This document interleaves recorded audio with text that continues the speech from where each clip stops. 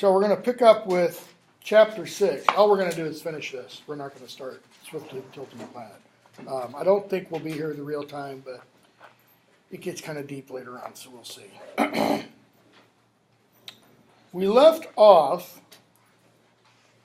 with Meg, Calvin, speaking with Progonoskis, and she knows she has, they together have 3 tasks to do. Blagini has given them these 3 tests, okay? And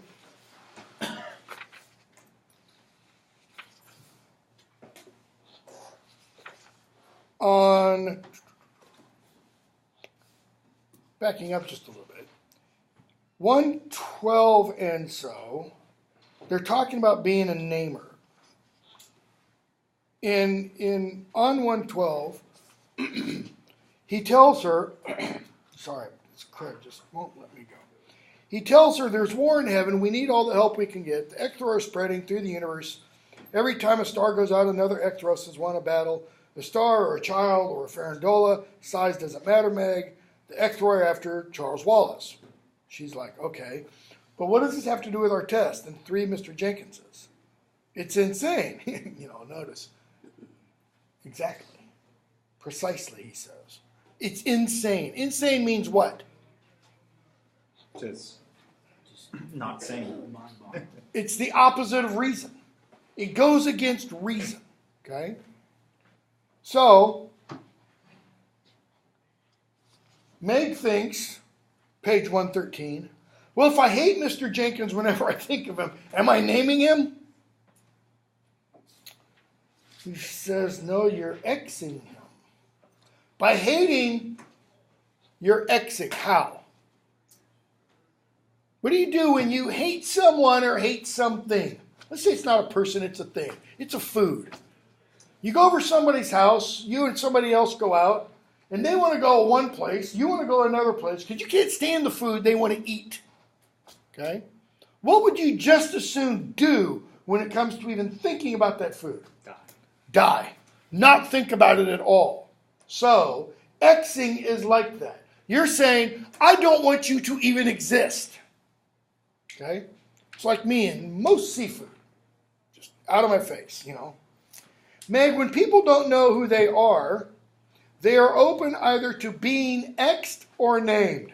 If they don't know who they are, they're open to being wiped away, done away with, or they can be what? Filled up.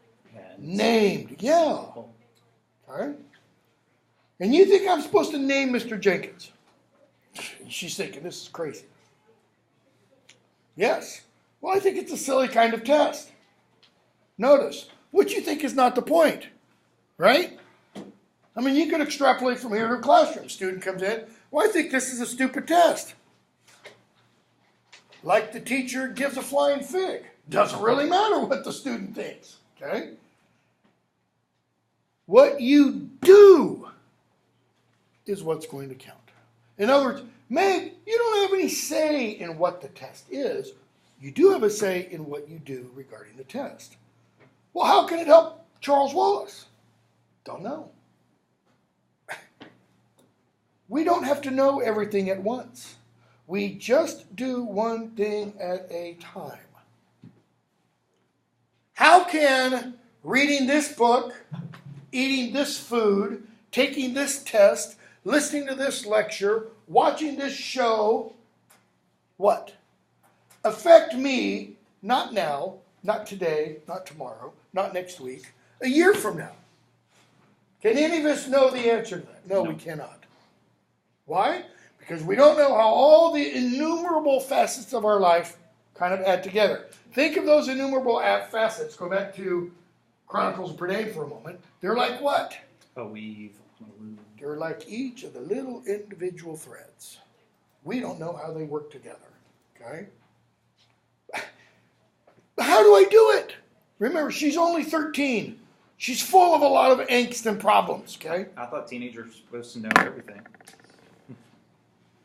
We just talked about that in my Harry Potter class. How do I do it? How do I name Mr. Jenkins when all I think of when I see him is how awful he is? Well, isn't it enough to just go, Mr. Jenkins? Isn't that it? You name somebody? Nope. No, it's not. In Tolkien's Lord of the Rings, there is a scene where Frodo, Sam, Merry, and Pippin are at Tom Bombadil's house. And Tom Bombadil is talking to them, and he's telling them stories. And the stories are past history. And Frodo's kind of taken into the time period of the story, and then he comes back out, and he's just full of awe. And he kind of looks at Tom Bombadil, who just looks like an old shrunken apple.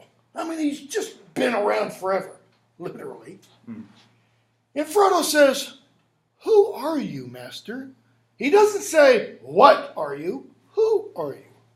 And Tom Bombadil has kind of fallen asleep there for a moment. What? What's that? Who am I? And he turns the question around. Who are you?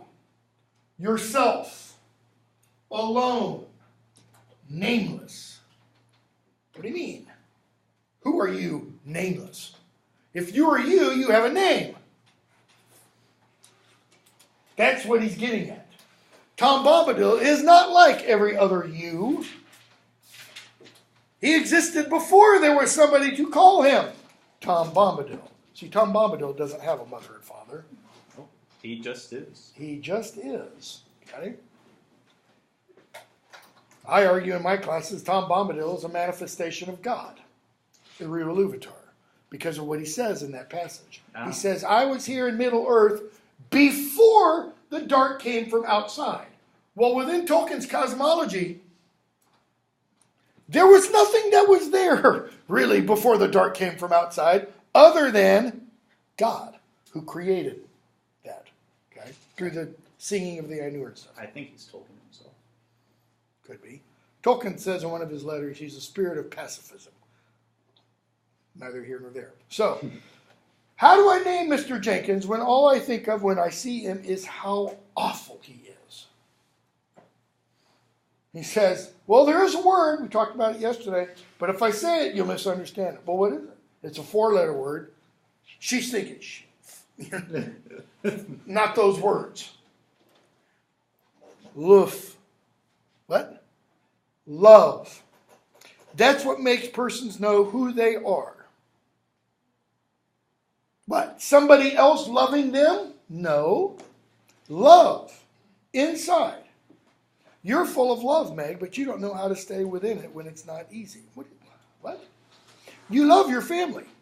That's easy. It's not always easy to love Sandy and Dennis. Every now and then they get on her nerves, like at the end of the book. He says, sometimes when you feel awful about somebody, you get back into rightness by thinking about, well, you seem to be telling me you got back into love once by thinking about Charles Wallace. What does he mean, back into love? Remember when she goes back to Camazotz to rescue Charles Wallace? What's she thinking about her father? Nope. Not a lot, because Dad is supposed to solve all the problems, and he added to it. But she thinks love. And in thinking about love, she remembers her love for Charles Wallace, and it's like an explosion within her, because what happens to her love? She also thinks of her father. Okay? Yes. Well, this time it can't be easy. You have to go on to the next step. If you mean you think I have to love Mr. Jenkins, you've got another think coming. Okay, she's not talking romantic, erotic. She just means love, to love him as a person, him for himself. Okay? If we pass the test, he says, you'll go on and be taught, some of the things I was taught in my first millennium. I had to pass a galaxy of tests before I could qualify as a star namer. But you're a human being, and it's quite different for you. He says, I'm forgettable. I keep forgetting that. Am I lovable? Do you love me, Meg? Meg looks at him and he's, fluttering his eyes and wings and she says, very lovable. He's like a giant stuffed animal, but real. But you don't love me the way you love that skinny Calvin. That's different. I would hope so. I thought so. That's the confusing kind. Notice, that's romantic love. That's sex love, even though she's only 13. Not the kind you have to have in order to name Mr. Jenkins. I hate Mr. Jenkins. Okay, now there's something he can work with. Because hate, in this sense, is not only an emotion. When she says she hates Mr. Jenkins, what does she mean? It's an action. Does she want to be anywhere near Mr. Jenkins? Does she want to be in the same room, Nope. Same city, same continent, same planet? No. It's the test, Meg. You have to name the real Mr. Jenkins, and I have to help you. Okay? If you fail, I fail too. Well, then what would happen? It's your first time with a teacher. It would be your last. And you, when one has been with the teachers as often as I have, one is given a choice. I could throw in my lot with the ectoroi. That is, I could become your mythology, a fallen angel. What? Quite a few of those who fail do. But you know what they are. Light snuffers, planet darkeners, dragons, worms, those who hate. What did she just say? I hate Mr. Jenkins. You're on your way, Meg. It's like the Emperor in Star Wars sitting over there going, yes, good. I could feel the anger welling with, just give in to the dark.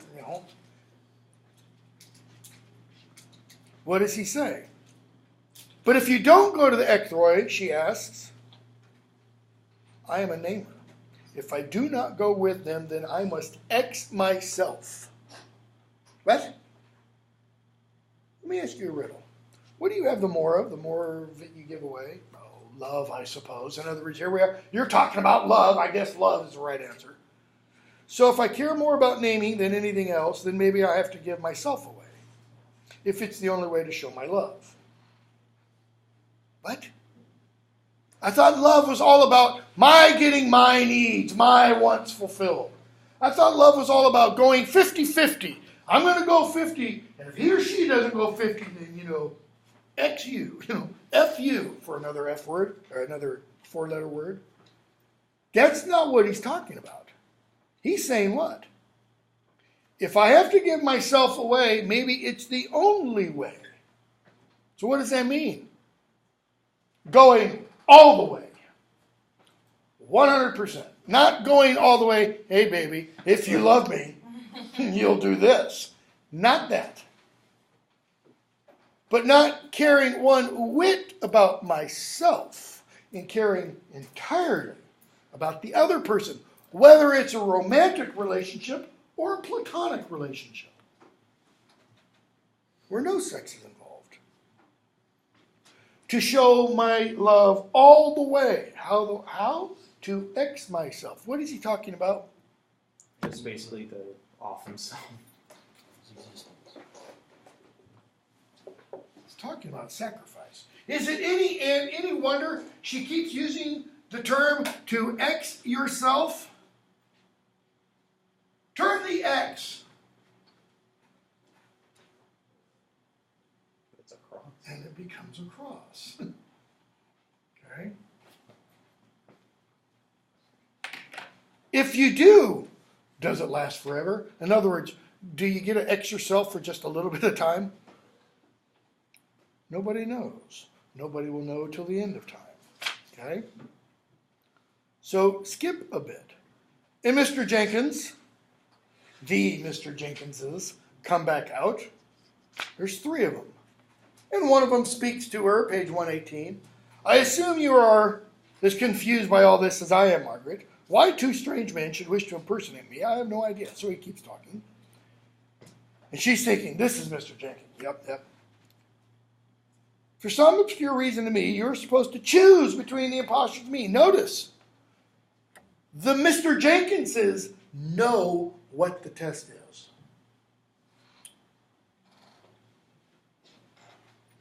Mr. Jenkins too. Now, Meg, if you will, just for once in your life, do it my way, not yours. Well, that sounds also like Mr. Jenkins.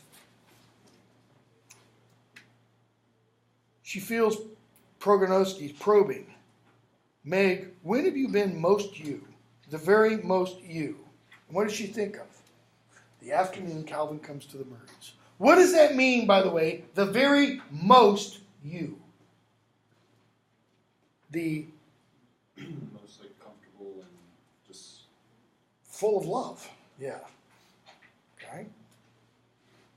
Meg had helped him with a trigonometry problem. What is she doing in helping him? Showing love. Okay. She had concentrated wholly on Calvin. What does that mean? No thought for herself. Okay. So what is also tied into this notion of love, and if you go all the way to this, what must be part of a characteristic of sacrifice? Humility. Why? Because you're not thinking of yourself at all. At all. How's that going to help? You didn't know Calvin very well then, did you? She just met him. No, but you loved him, didn't you?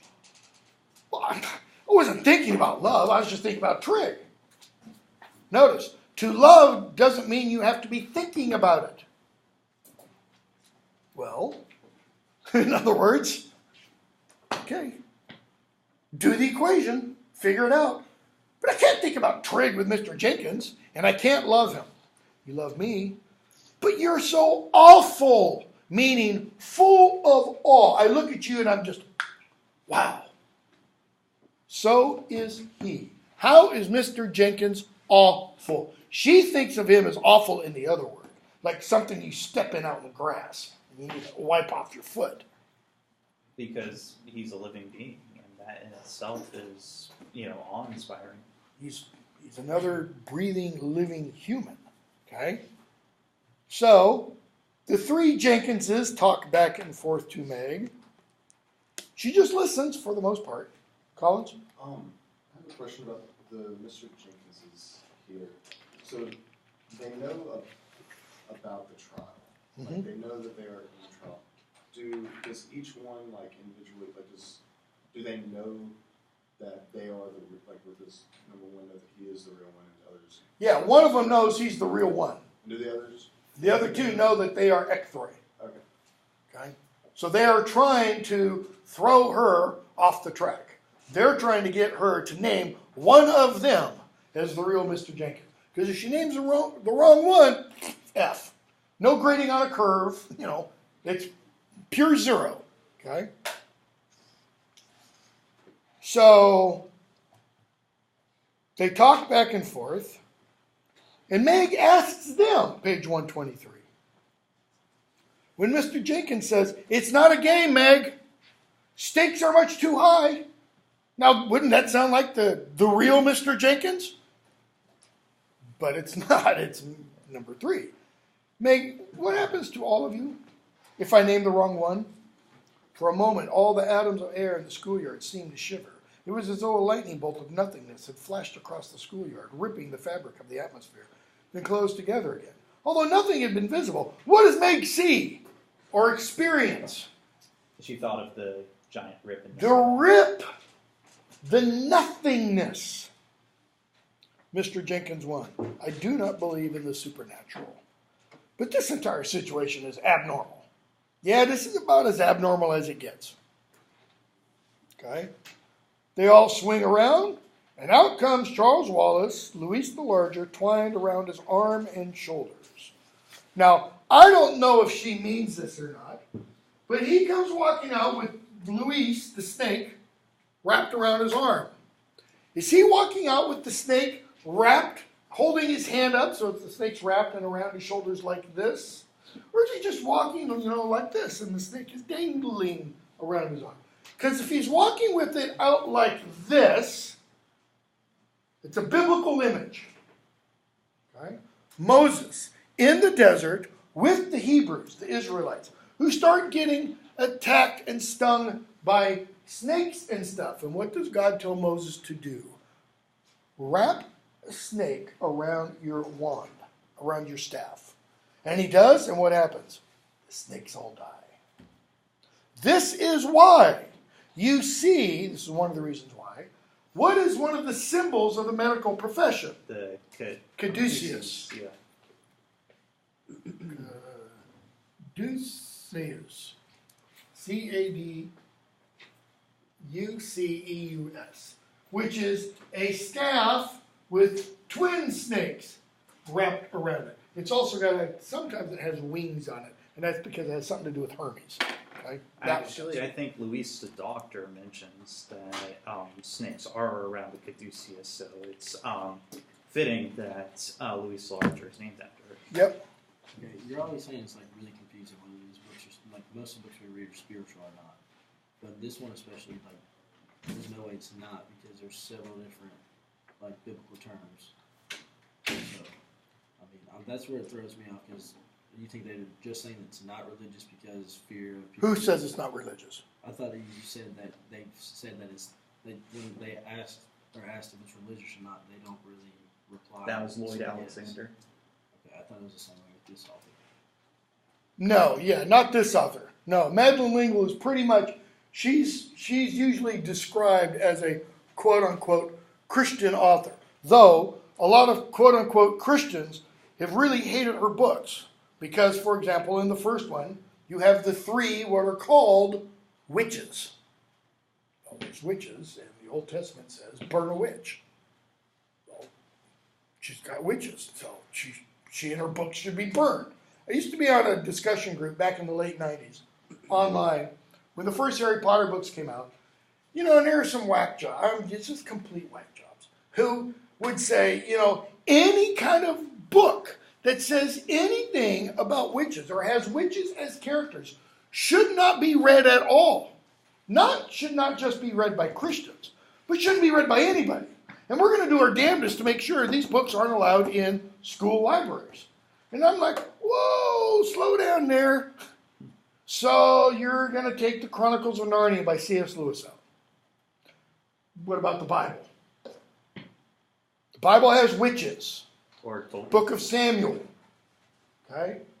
Samuel is forced by King Saul to raise the shade of the witch of, it's not a planet only in George Lucas's cosmology, the witch of Endor, who tells Saul, David is going to supplant you. There it is. It's right there in the Bible. Well, the Bible has been banned from schools because of some of the things in it. Because also in the Old Testament, you've got, you know, incest. Fathers-in-law sleeping with daughters-in-law, etc. You know, fathers sleeping with daughters. Noah and his daughters. Okay? So, yeah, I mean, there's a lot of quote-unquote spiritual stuff in these more than in the Lloyd Alexander books. But you're not going to see, I think you might see a little, but not nearly as much in the next three books, in the Charlie Fletcher books. Okay? So, Charles Wallace comes out, and we're told when the three keep telling Meg she needs to name, 127. Mr. Jenkins, too, detaches himself by one pace from the others. Force, that's what the impostor is advocating. Dictatorship. I will never put up with a dictatorship, but you should not have brought the snake to school. Charlie, well, there's a dead giveaway. He's not the real Mr. Jenkins. You should have known better. What does he tell them? You thought it would enhance your social prestige and make you more of an equal in the eyes of your peers. In other words, he's trying to assume why Charles Wallace brought the snake. There's where happiness lies. Where? In the prestige. In success with your peer group. I want all my children to be like each other. So we must help you to be more normal, even if it means that you must go to school elsewhere for a while. What does that sound like? Everyone the same. Canvas thoughts. Okay? Meg turns to Mr. Jenkins 1. Because she's asked him, what are you going to do about Charles Wallace? I don't foresee much change in my relationship with Charles Wallace. Why interplanetary travel should be thought of as the solution to all Earth's problems, I do not understand. We have sent men to the moon and to Mars. We're none the better for it. Why sending Charles Wallace a few billion light years across space should improve him? I don't know. How much longer are we going to do with this farce? Meg feels sharp, painful little flickers. She doesn't want to listen. And what does she finally do? Top of 130. Think, Meg. Think. Progo speaking to her. You must know something good about him. I don't want to know anything good about him. Like Frodo in The Lord of the Rings when Gandalf was talking to Frodo about Gollum.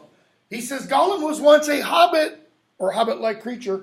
Frodo says, I don't care. Gandalf says, you would pity him if you've seen him. I don't want to see him. Why? Because he doesn't want to pity him. He wants to be able to simply hate. Stop thinking about yourself, Meg. Humility? Think about Charles. The real Mr. Jenkins can help Charles. How? We don't need to know. It's part of the thing, but he's important. Okay? And we're told, 131, she remembers Calvin talking to her about Mr. Jenkins. When he started 7th grade, my mother bought me some shoes from a thrift shop. They cost her $1, which was more than she could spare. And they were women's Oxfords. Women's saddle shoes. The kind of black lace shoes old women wear, and at least 3 sizes too small. So what does he do? He cries. And then his mother cries. Why does his mother cry? Just she feels like she failed him. Because she's sorry she can't afford to buy him anything better. And then his father beats him. Why? Probably for making his mother cry. And so what does he do? He cuts the heels off the shoes and cuts the toes out. So at least his feet fit in. And he goes to school. The kids knew me too well to make remarks in my presence. And I think that means, because they knew if they did, he's going to punch them. But I could guess what they were sniggering behind my back. After a few days, in other words, he has to wear these shoes a few days. Mr. Jenkins called me into my office and said he'd noticed I'd outgrown my shoes. He just happened to have an extra pair he thought would fit me. Gone to a lot of trouble to make them look used, as though he hadn't gone out and bought them for me. He says, now I make enough money in the summers to buy my own shoes. He's 15. He buys his own clothes. Meg, it had been a lot easier if I could have gone on hating him. Because hate's easy. When you hate somebody or something, you don't have to think about it at all. Progo, what would be easier? Naming him? Would it? Don't you know more about him now? Secondhand. I've never known him to do anything else nice. Okay, so I don't know that I can trust this. I've never known him to do anything else nice. I've never known. Okay? So where does Progo go from there? How do you think he feels about you? He's never seen me except when I'm snarly. So maybe there's a reason why she's never seen him do anything nice. She's always been a Snarly person. Yeah, word I won't use around him. Do you think he'd believe anything good about you? Not likely. You want him to see a different Meg? Do you want him to see the real Meg? Notice, she doesn't respond with words. What's the shrugging of the shoulders mean? I guess. Whatever. What does whatever really mean? Yes. No. Somebody says something to you, and you're angry, and you say, whatever. What does it mean? Kind of. Go F Screw yourself, off. you know? Take a leap. Shut up. Well, then how would you like to be different with him? What does Meg do? Oh, I wish I was gorgeous. Why? So he'd lust after her or something? You wouldn't. In other words, it's not the real you, Meg. Of course I would. If you had gorgeous blonde hair, you wouldn't be you. Ow, man, that hurts. When Mr. Jenkins is being nice, he's not being Mr. Jenkins. He's not being what Mr. Jenkins? The Mr. Jenkins Magnus. He's not being, I was just talking about this in connection with something else in another class, the idol of Mr. Jenkins that she's created. The image, which is not the real Mr. Jenkins. She's created a whole false image of what he's like. Being nice on Mr. Jenkins would be like blonde hair on me. Says, come on, Meg. She says, how do I do the impossible? 134. How can I love Mr. Jenkins? He doesn't respond. Why not? She's got to find that within.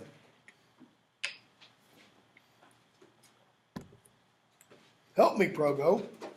How can I feel love for Mr. Jenkins? She's 13 years old, okay? You can't blame her for using this kind of language. And he says, what a strange idea. Love isn't feeling. If it were, I wouldn't be able to love. Cherubim don't have feelings. But, idiot. Well, that's getting her attention. Love isn't how you feel. It's what you do. Okay, so what's Madeleine LEngle trying to get across to her readers? That you don't have to feel love for someone, you just gotta show them love. Love isn't an emotion. It's an action. So, we just kind of drifted apart. My feelings for her changed. Torganowski's is saying, that's not love. Shakespeare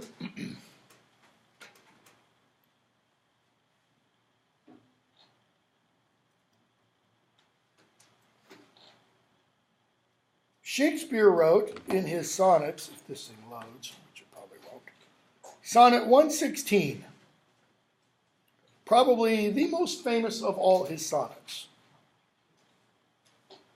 Let me not to the marriage of true minds admit impediments. Love is not love which alters when it alteration finds. What does that mean? Assume for the moment I'm not a teacher, Sam's not a student, and we're in love. And Sam loves me, I love her, but then I find somebody else. My love alters. Okay? I find somebody else. Love is not love, which alters, that's Sam.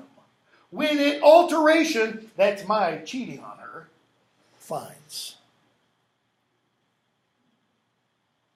So what is love? Baby, don't hurt me. No. Well, that. It's still loving when the other one has been faithless. Love is not love which alters when it alteration finds, or bends with the remover, that would be me in this scenario, to remove. I leave, and it says, the hell with him. That's not love, Shakespeare is saying. Oh no, it is an ever-fixed mark that looks on tempest and is never shaken. It is the star to every wandering bark, the pole star, the north star, that you can use to navigate by, whose worth's unknown, although his height be taken. Love's not time's fool. Fool there means plaything. Love doesn't exist for minutes, hours, days, weeks, months, years. Shakespeare is saying you don't fall out of love because time passes. Though rosy lips and cheeks within his bending sickle's compass come. He's saying, but even when you love somebody else, you know what's going to happen? Other people are going to come into your life. Those rosy lips and cheeks. Notice it's written from a male perspective. Love alters not with his brief hours and weeks, but bears it out even to the edge of doom. Notice that verb, bears. If you bear something, what does that mean? That's a hard one. Yeah, it's not easy. Love's not easy. What's he describing? Love is a choice. It's a commitment. It's the old-fashioned proverbial through sickness, through sorrow, through want, lack, poverty, till death do us part. Okay? Progo's kind of, all of that is subsumed in his, it's not how you feel, it's what you do. She doesn't have to kind of, ooh, I love Mr. Jenkins, I love Mr. Jenkins, and create the warm fuzzies inside. What must she simply do? Choose to love him. That's it. That's it. All right?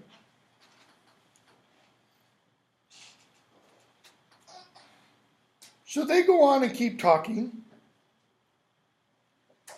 And he says, as a matter of fact, I matter only with earth people. She says, you matter to me. That's not what I meant. Not what I meant. He says, I become matter. Cherubim only matter with earth people. You call it materializing.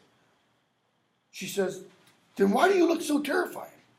Because when we matter, this is how we come out. In other words, he's saying, I can't change it. This is how I look when I look to you. When you got mattered, Meg, when you were born, you didn't choose to look the way you do, did you? She's like, hell no. Because I'd have looked like Mama if I got to choose. I'd have chosen quite differently. I'd have chosen to be beautiful. And then she gets it. You mean you don't have any more choice about looking like a drive of deformed dragons than I do about my hair and glasses? You weren't doing it this way just for fun. No. He says, I'm a cherubim. And when a cherubim takes on matter, this is how. I'm not a wind or flame of fire, she says. I'm a human being. I feel. She's saying, I can't help that. I can't think without feeling. If you matter to me, then what you decide to do, if I fail, matters. Notice the play on words. Why? She's talking emotion. He's talking logic. Because if you decide to turn into a worm or whatever and join the ectoi, I don't care whether I name right or not. It just doesn't matter to me. And Charles Wallace would feel the same way. Yeah, but what would happen to Charles Wallace? He'd die.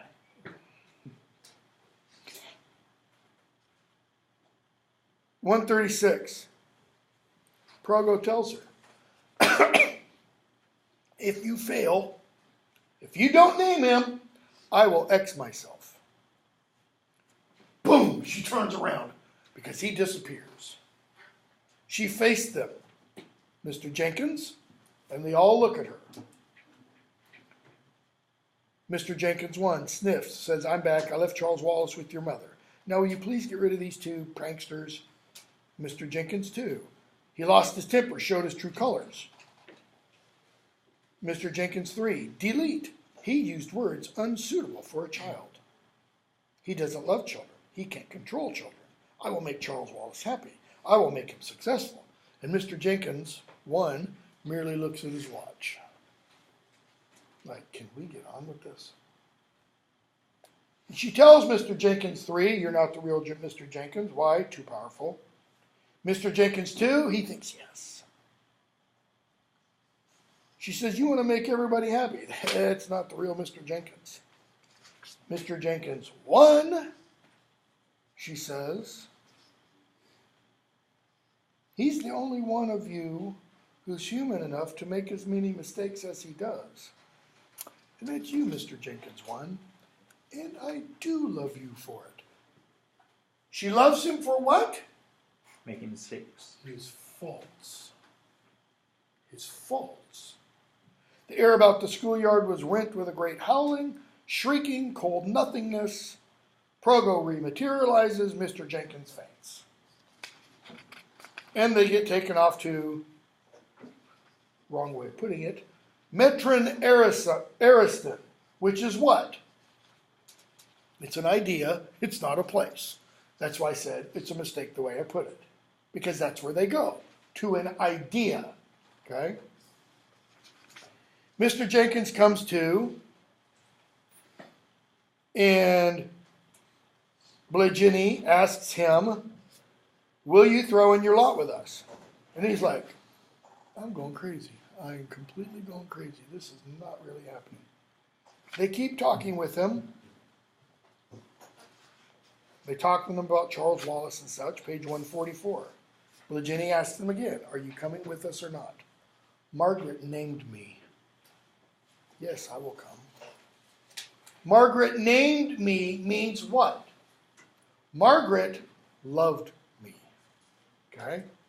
So they talk about Metron, Ariston, etc. They talk about the size of farandole, or farandoli, individual farandola. Okay? And, let's see here. They've got to help Mr. Jenkins to understand. Points out, page 149, that the other Mr. Jenkinses were ecthroi. And we're told at the bottom of that page, the ecthroi are those who hate, those who would keep you from being named, who would unname you. It is the nature of love to create. It's the nature of hate to destroy. What is, after all, evil? Evil doesn't, according to traditional Christian theology at least, evil doesn't exist on its own. Evil is always and only a parasite, like a flea or a tick. It can only exist When people hate. where there is good. Good is in and of itself something, ultimately in Christian theology. It's God. Okay? Evil isn't the opposite of God. That is, it's not God versus Satan, the ultimate takedown. Because God is what to Satan? Or let me rephrase that. Satan is what to God? Nothing. A flea to the universe. And the flea is gone. It's, if anything, Michael, the archangel, versus Satan. Okay? So, the ecthroi are evil because they try to do what? To good. Destroy it. Destroy it. Pervert it. Change it. It's the nature of love to create. Mr. Jenkins, top of the next page. I fear I have not been a loving person. Has he been a destroying person? Has he taken the little children to school and gone all it on them? No. No, he hasn't. Meg says, oh, Mr. Jenkins, don't you see every time I was in your office being awful and hating you, I was really hating myself. She was what? Xing. She was ecthroying her real self. Because her real self is to what? Love people. Love. And he says, you know, Meg, your mother was right about us both. When I thought your parents were looking down on me, he's doing what the psychologists call what? Projecting. I was merely looking down on myself. But I don't see any other way to look at myself. Well, some people would say, now there's real humility.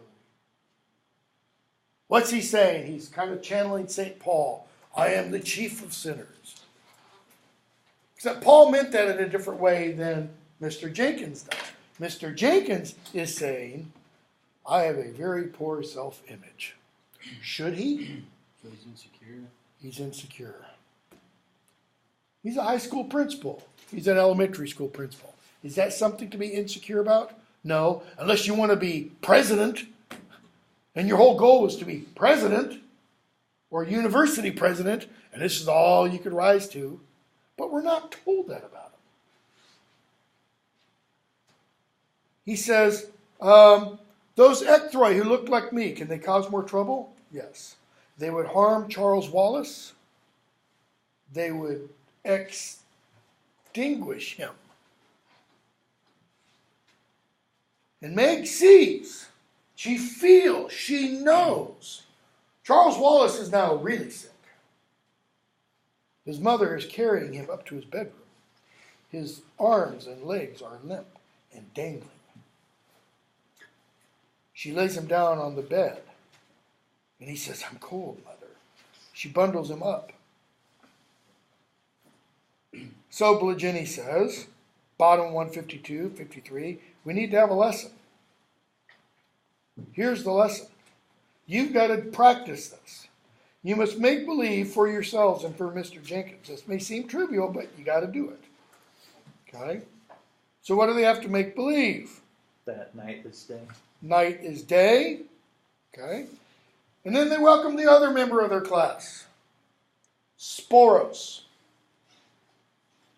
Who is a? Farandola. He's a Farandola. Why is he named Sporos? Because he's like a little sport. Like a little spore flitting around. What do spores have to do in order to grow? Settle down and then They've got to latch onto something. Okay? What must Sporos do? deepen How? by settling down and Like next to Synex. Synex means old. Like senile. Okay? Can also mean wise, not just losing your mind. But what does Sporos look like? little mouse. Same color hair as Meg's hair, and it's straight like Meg's hair. Okay? So they're talking with Sporos and such, and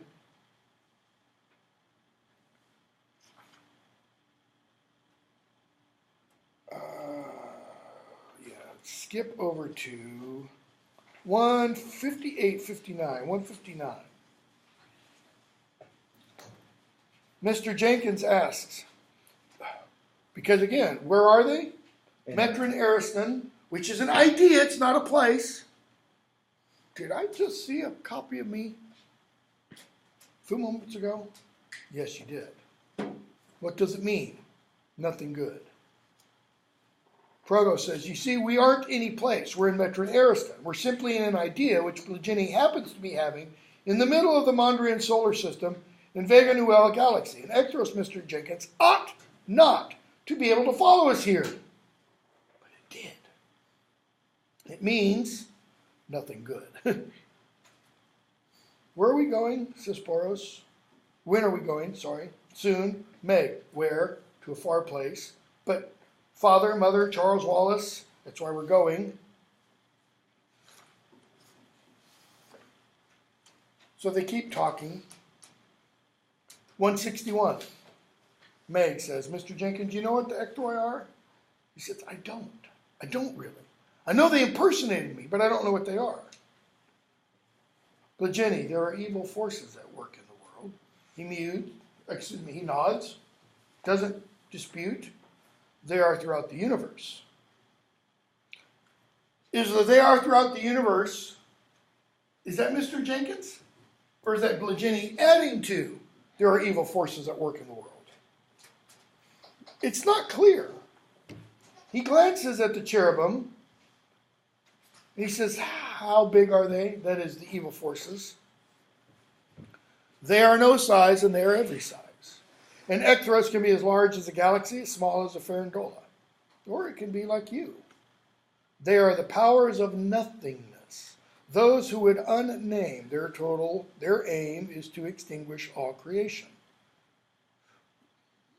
And what do they have to do with Charles Wallace? They're trying to destroy his mitochondria. Why? Why bother with a child?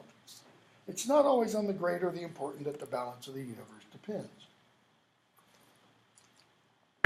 The balance of the universe. Charles Wallace has become what? Think when you were kids, grade school. Hopefully, they had these, out in the playground. Oh, seesaw. Exactly. A little handle, and you sit here, and you sit here. This becomes what? That's a fulcrum. Seesaw, or teeter-totter as they're also called. This is Charles Wallace. Good, evil. What's the danger? That evil is going to just knock away the fulcrum. Exactly. If the fulcrum gets knocked out, then the balance is out of whack. Okay? Blagini. Charles Wallace will die if his mitochondria die. Do you understand that, Mr. Jenkins? Yes. I thought he was making up those big words. I'd never heard of them. Okay? So, Meg has to explain. We get chapter 8. They take the journey into the interior. The interior of what? Charles Wallace. Charles Wallace. Now they're not in an idea. They're in Charles Wallace's mitochondria. And we hear, page 167, man, Mr. Jenkins is talking. The mean point in the universe. He doesn't mean mean as in rotten and nasty. He means the average point. The statistical mean, so to speak. And Charles Wallace is at it. At this moment in time, Charles Wallace is the point of equilibrium. He's the point at which everything could change. Yeah. So if he dies, Charles Wallace dies, what happens? They all die. They all die. Okay. Meg finally remembers. I'm going to skip. Now that comes later. I can't use it yet. So they have to keep talking. And Meg's still wrapped up with her physical senses. Seeing, hearing, place. Okay. Time even, page 172. And Progo says time isn't any more important than size. All that's required of you is to be in the now. The what? The present. Okay? In this moment which has been given us. Why? Why is it important to be in the now? I mean, this is a real central idea of what she's kind of trying to get across. C.S. Lewis writes about it as well. Most people do. Can we be in the yesterday? No. Nope. Can we be in the tomorrow? Nope. Or in the next? No. We live in what C.S. Lewis called the eternal present. Now, the eternal present changes moment by moment. But we can't do anything about what's happening 5 minutes from now. And we can't do anything about what happened 5 minutes ago. We can only act now. You said time isn't any more important than the now, correct? Yeah, that's what Progo says on 172. He says no, time isn't any more important than size. Okay? He says the now is what's given us. Meg, I don't feel like myself. I'm not myself. I'm part of Charles Wallace. Meg, you are named forever. So, Progo says, say the multiplication table. She's like, what? I can't do that now. Do it. It'll bring you to yourself. Why? Because Meg's a numbers person. If he were talking to Calvin, what would he be telling him? Would he say the multiplication table? Nope. Say the square roots? Nope. He would say, recite a poem. Recite a speech. Okay? Why? All this has something to do with Sporos. There's Mr. Jenkins. There's Calvin. Okay? She knows Mr. Jenkins is there. Oh, sorry. Throat's almost gone. but she can barely feel him, barely sense him. So, Progo says, you're going to have to tithe everything to him that I tell you. So she sees these images like of a sea. And in that sea, a seaweed forest. Giant bed of kelp. And then she sees the farandoli. And now she's a little confused and gets the confusion question from Mr. Jenkins. The farandoli, page 176, scampering little creatures, not like the sea trees she'd been trying to show him. And Progo guides and says, the sea trees, as you call them, that's what Sporos will become. Okay? Once he deepens. They are then called Phara. Once he's deepened, he'll no longer have to run about. Okay? Meg, they'll move without moving? Yeah, you can put it that way. In other words, it's a paradox. So, why doesn't Sporos deepen? Why doesn't he want to deepen? Because he feels like that moving about is much better than just staying in one place. Because he thinks moving about means physical kind of moving. But Progo's just been telling them he will be able to move of sorts. Okay? But she's trying to put all this into Mr. Jenkins, and he's not quite getting it. Bottom of 180. Mr. Jenkins, Progo, that's right. Remember, he hasn't much imagination. Or rather, it's been frozen for a long while. It hasn't had time to thaw. Next chapter, farandoli and mitochondria. All right? Because, sorry, I skipped it. The end of 181. Progo says, can you feel his hand? Again, up here. Not physically, with her mind. She says, I imagine so.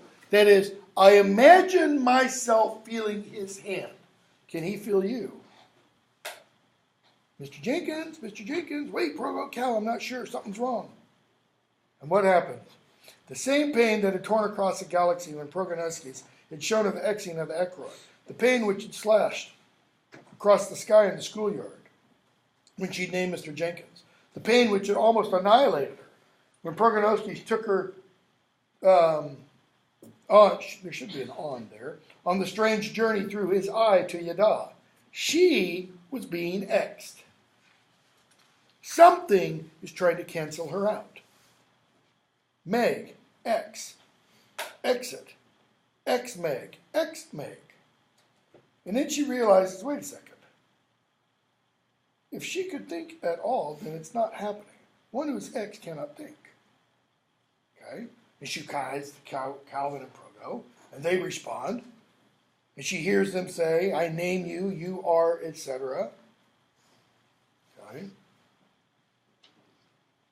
So now, where's Mr. Jenkins?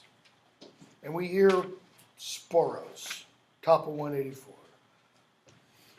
Sporos, pride has always been the downfall of the deepening one. Sporos may have listened to an Ekthros, we aren't sure.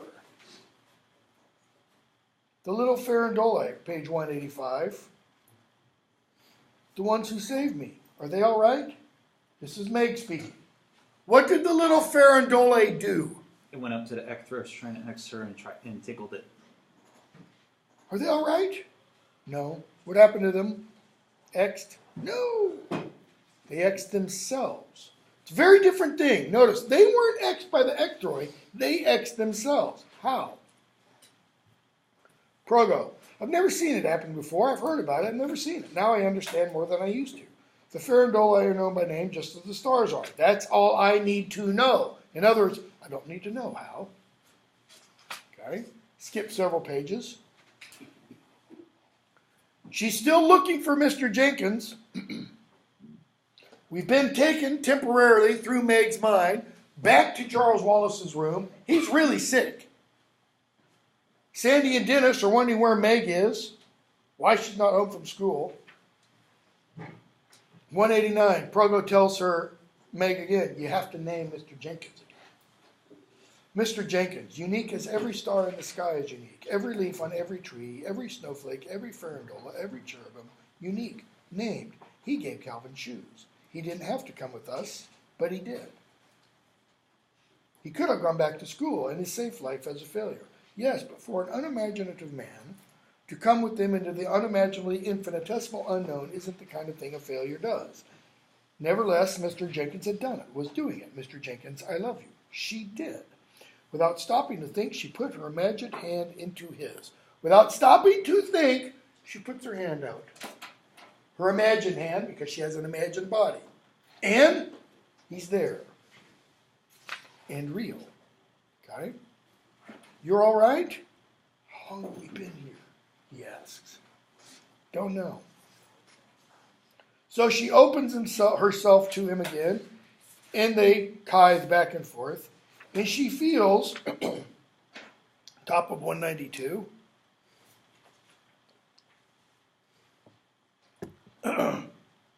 a strange tenderness towards her. You should not be asked to endure such things, Margaret. There's more, she tells him. She tells him about the farandole and how they saved her from the ectros, Mr. Jenkins, and had sacrificed themselves, and he groans. And she communicates to him, Proto, saying, it was better than letting the X-Roy X them. They're still part of creation this way. If the X-Roy X something, it's gone. Okay? The cherubim surrounded her with the darkness of his unknowing. There's a poem, long poem, book slash book, written in the Middle Ages called The Cloud of Unknowing. When Moses first approaches Mount Sinai, he does because he sees a light. Later on, when Moses is on Mount Sinai, and the Israelites are down on the foot of it, he's up there and it is shrouded in cloud, in secrecy. Okay? Why? Because God is often unknowable, completely. What in some texts is referred to incomprehensible, ineffable. That is, cannot be experienced or known. Progo, we don't need to know, Meg. I'm a cherubim. This is 192 towards the bottom. All I need to know is that the galaxies, the stars, creatures, cherubic, human, they're all known by name. You're Progo. I'm Meg.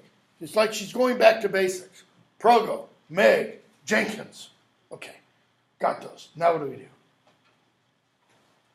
Mr. Jenkins does not want to understand what a farandola is. Why? Evil is evil. Doesn't really need to know anything more than that. So she envisions, top of 194, a small grove of aspens for him, trying to get him to see what Sporos must become. Calvin breaks in, and Calvin finally comes up with an image. What's the image he uses? He mentions an experiment recorded in the Wall Street Journal. 3 bean seeds, one planted in a jar, bucket, whatever it is. And what happens? Find pages where it mentions the 3. First of the bean plants, page 201. I'm skipping a bunch.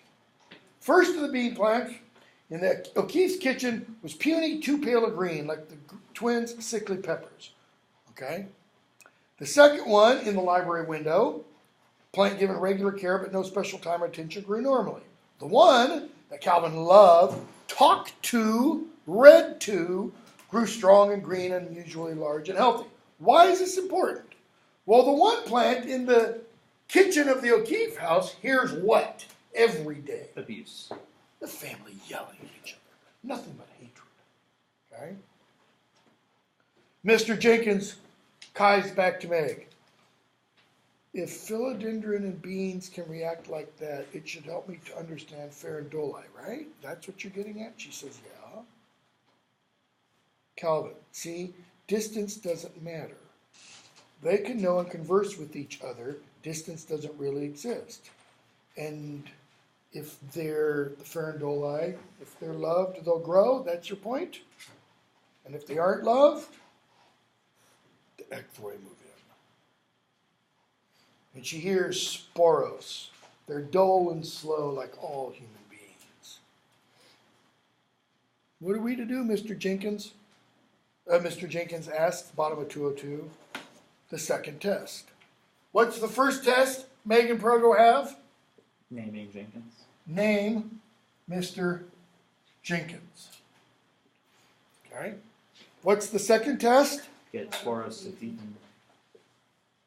It's to name Sporos. Bottom of 202. To name Sporos. As Meg had to, but he's already named. Not until he's deepened. Which means he has to deepen. I don't understand. When he deepens, he comes of age. He grows up. The temptation for farandola or for man or for star is to stay an immature pleasure seeker.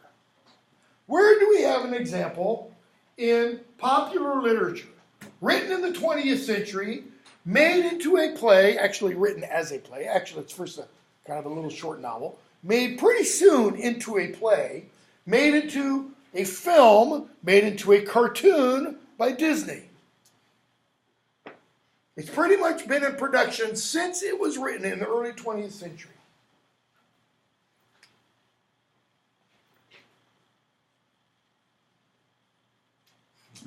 Peter Pan.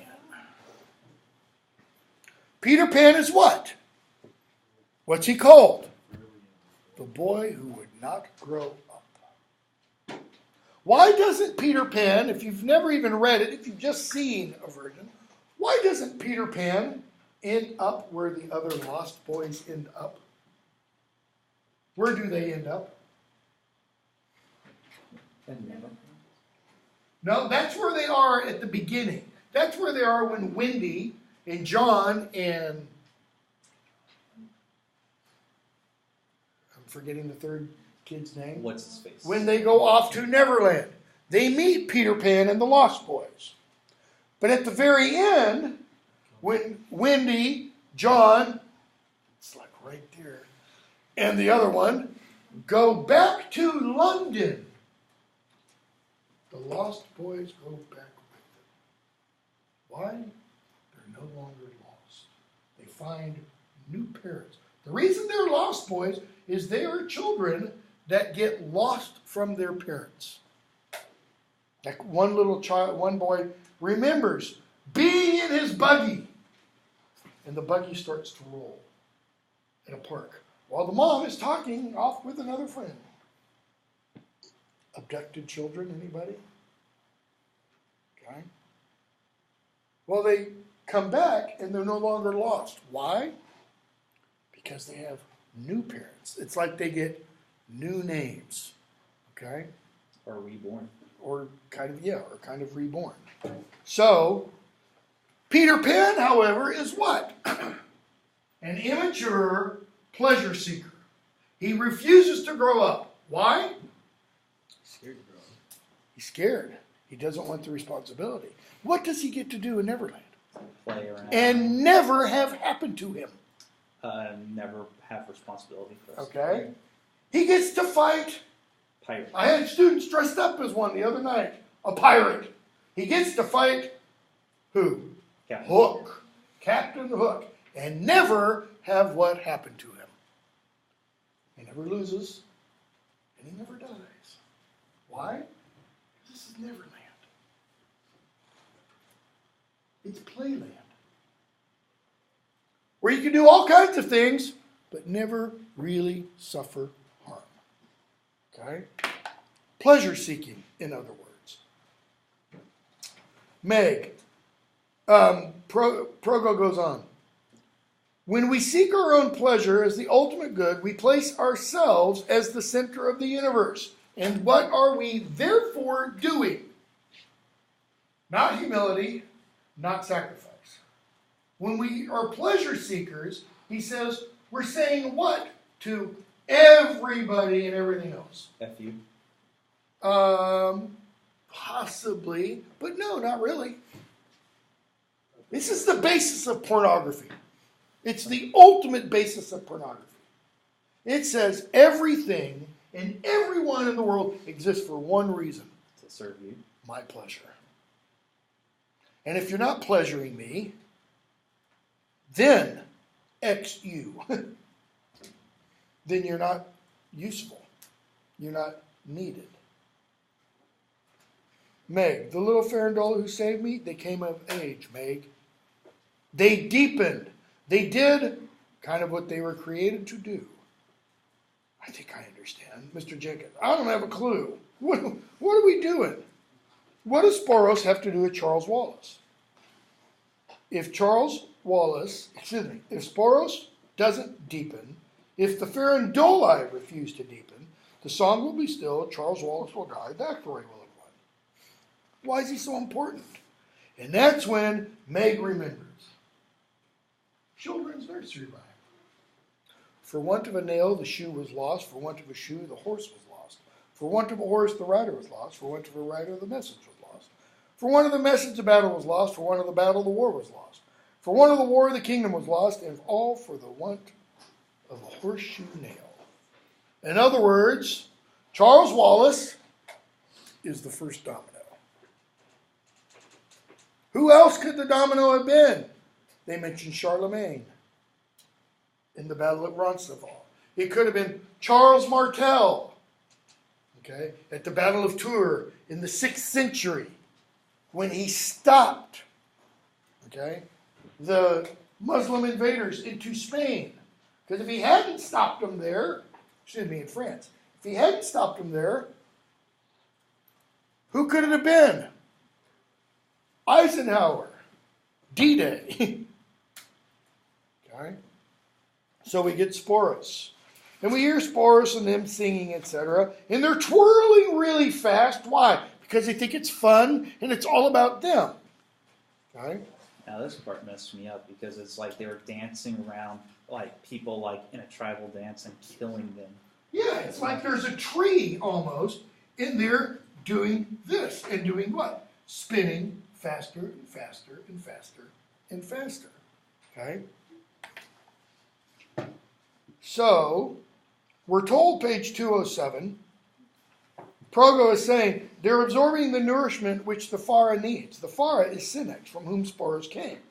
This tree-like thing here is Sinex, the thing that produced Sporos, the first spore. And what are they doing as they spin around it? They're leaching the life out of this. Okay? And he says, we got to stop this.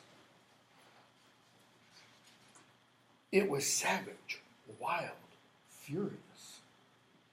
Then through the raging of the dance came a strong, pure strain of melody. Quiet, certain, noble. The dancing farandole broke their circle. Okay? They scamper about. They find another one. They start doing around it. So, she hears a voice, a bad recording of Mr. Jenkins, 209. Tell Sporos, you need not deepen and lose your power to move to dance. No one can force you to. Do not listen to the fairy. Listen to me. In other words, this is a false Mr. Jenkins. This is a ecthroi. So I'm going to skip a whole bunch. They're going back and forth. Mr. Jenkins names the false ecthroi, says you're only an image of me. You are nothing. Page 214. As Mr. Jenkins is kind of getting X'd, he says, because Calvin and Meg are trying to stop the ecthroi, she hears Mr. Jenkins, page 214, say, nature abhors a vacuum. Calvin, then we must fill the vacuum. Right? Fill the vacuum. That's the only, how? Well, if they're nothingness, emptiness, then the emptiness can be filled. How do you fill something that's empty? You pour something into it. If they're empty, what needs to be poured in? Sinex. Perhaps you don't want to feel it strongly enough. Perhaps you do not understand what is at stake. Meg says, I do. My brother. They finally get Sporos to understand, and he agrees to deepen.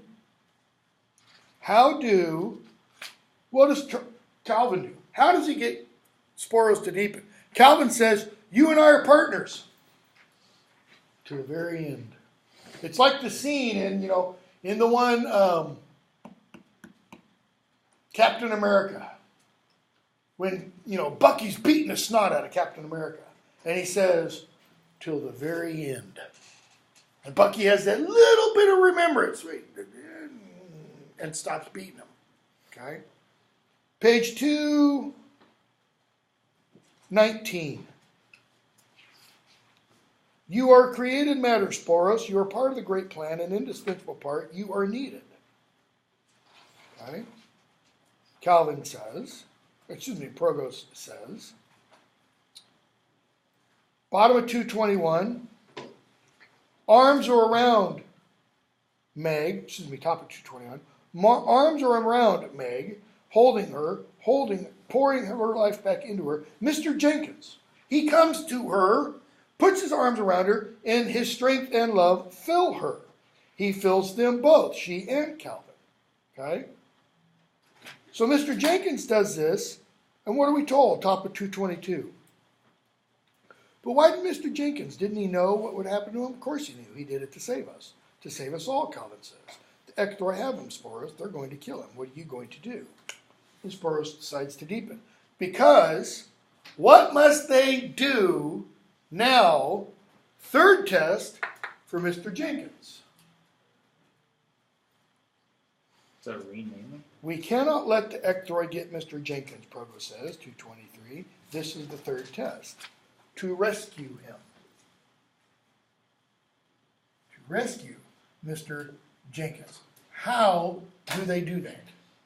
What must they do to the Ecthroi who are, quote unquote, holding him?